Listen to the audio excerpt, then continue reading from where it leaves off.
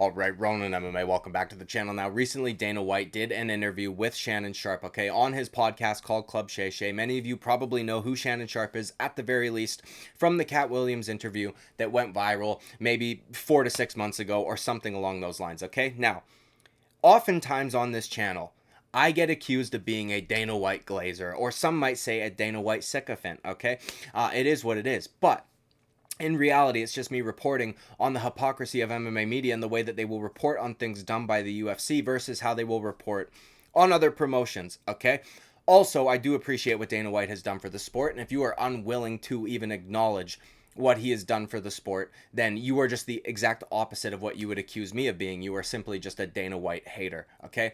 Now, with that being said, I want to prove that I'm completely and totally unbiased, and when I see hypocrisy, I'm going to call it out. So, on this podcast, Dana White said something that I found to be unbelievably ridiculous, especially considering there are literal receipts of him saying the exact opposite. I feel as though in moments like this, Dana White shows us how stupid he thinks the MMA fan base truly is, or at the very least, how short our attention span really is, okay? So we're going to go over that right now. Now, just for the sake of transparency, I've sped this up to 1.5 speed in order to avoid copyright claims, and I will also be pausing it relatively frequently for the same thing, okay? To avoid copyright claims. It is what it is. I do apologize for it, but this is a massive channel. I would imagine I will probably get a claim if I don't do those things. So let us get started right now.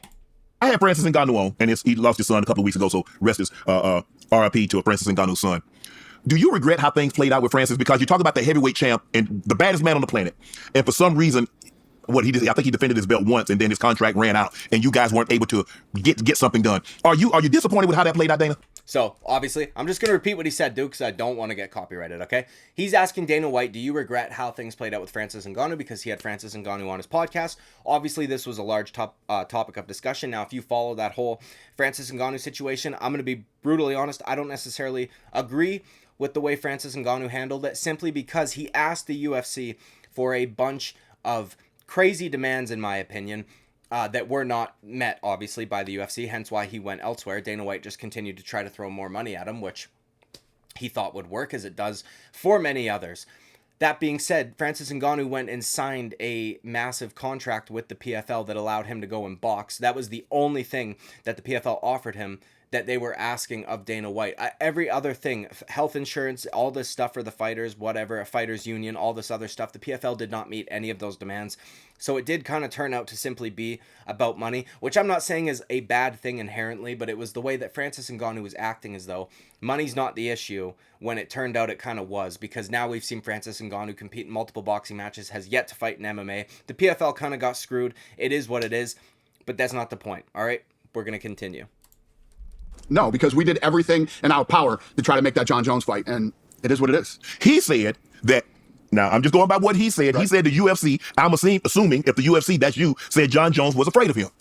Now, I know exactly what Shannon Sharpe is talking about in this instance, and it came to my mind as soon as I heard this clip, okay? Because Dana White absolutely said something along those lines. Now, I want to play what Dana White said in response to this, and then we're going to go back in time, my guy, okay? And hear what Dana White said regarding Jon Jones after, I believe it was when Francis Ngannou beat Stipe Miocic. I could be wrong. It could have been after the Cyril Gane fight, but I don't think so. I believe it was after Francis Ngannou brutally finished Stipe Miocic, okay? And in my opinion, what we get here is Dana White just trying his absolute hardest and best to glaze Jon Jones to an unbelievable degree. I understand he's your heavyweight champion and Francis Ngannou is no longer with you, and you are a promoter, okay? And that is what he's doing. He's trying to promote to us and sell us that this Jon Jones versus Stipe Miocic fight is actually worthwhile, okay? And that's why we keep getting the constant glaze of Jon Jones, even though in the past Dana White has been very critical of Jon Jones and has even had things leaked where he was very disparaging of Jon Jones, and rightfully so, in my opinion. But regardless, I'm going to play Dana White's answer for you guys right now. Do you believe Jon Jones was afraid of Francis? Not only is Jon Jones not afraid of Francis, Jon Jones is the baddest fighter to ever live, ever, in any combat sport. So not only is Jon Jones not afraid of Francis, he's also the baddest man of all time, ever, period, blah, blah, blah, blah, blah. If you look at Jon Jones is undefeated in the UFC, right? He's got one loss on his record. He lost to Steve Mazzagatti. Do you know who that is? I don't. He's the worst referee to ever fucking ref any fight. Oh, Big Steve, he's not in it. Steve Mazzagatti. No, you're thinking of the other guy. No, this Big is John. Steve Mazzagatti. This is the guy that should have never, ever been a referee in combat sports. Now, what is with all the Steve Mazzagatti hate? Okay, we kind of need to bring Steve Mazzagatti back, if I'm being brutally honest. Now, obviously, I didn't agree with the call in the Matt Hamill fight, but we need a guy who's going to let these guys go out on their shield, okay? Because otherwise, we're going to continue to get stoppages like Nasruddin Imavov and Jared Cannonier, and it's going to suck, okay?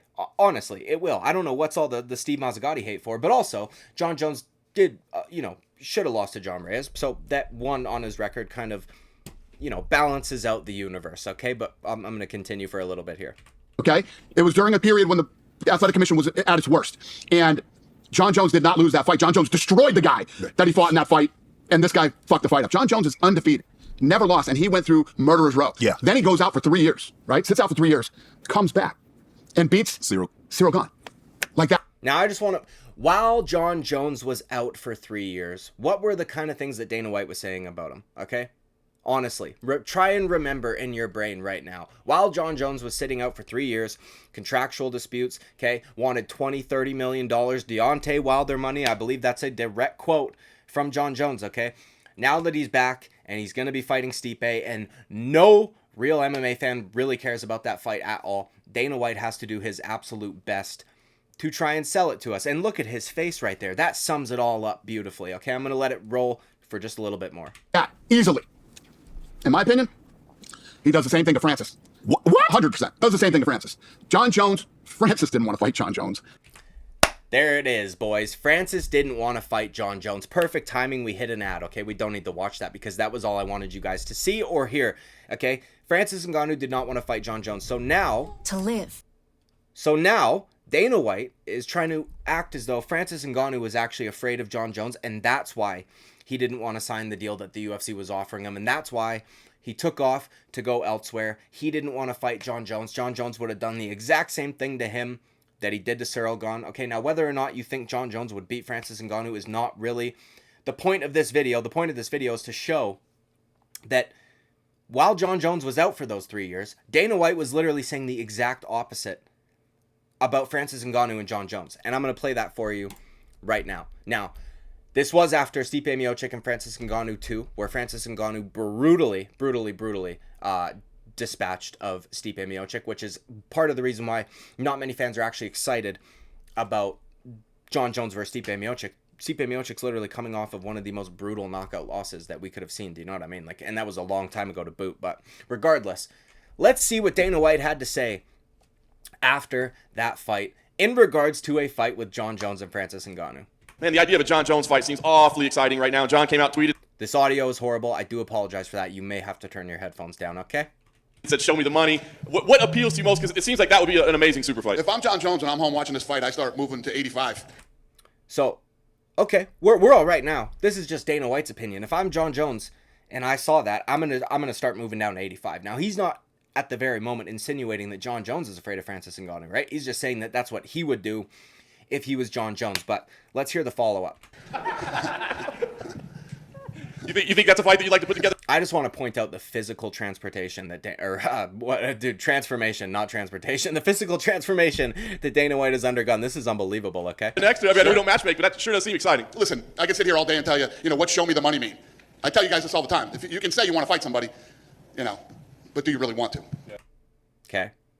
Jon Jones said, show me the money in regards to a Francis Ngannou fight, because as I said, this was at the time when Jon Jones wanted Deontay Wilder money. He was sitting out because he wanted more money. There was a bunch of back and forth with Dana White and Jon Jones on Twitter, publicly and also privately, text, things like that, right? Dana White just insinuated right there, show me the money from Jon Jones means that he does not want to fight Francis. He is trying to price himself out of a fight with Francis Ngannou so that you get basically two birds stoned at once, right? You get to look as though you wanted that fight, you tried to get it, you advocated for it and things like that, but also knowing damn well you're not going to get $30 million for that fight. So you kind of get rejected so that you don't have to be the one that rejected the fight. Do you know what I mean? It's you get to have your cake and eat it too, get two birds stoned at once, whatever which way you want to put it. That's what Dana White is saying Jon Jones was doing. When this was, how many years ago? 3 years ago? 4 years ago almost now?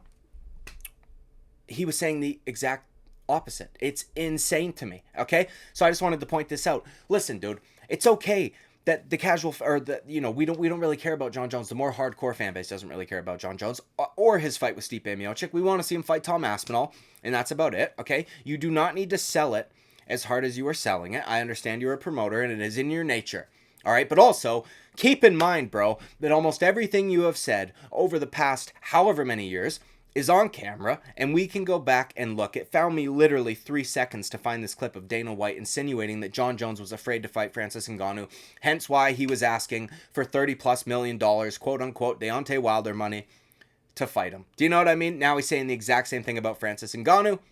He's scared, he didn't want to fight Jon Jones, this and that and whatever. And again, regardless of who you think would win that fight, this is absolute bullshittery from Dana White right here, okay? I just want to play it for another second just to make sure I didn't miss anything.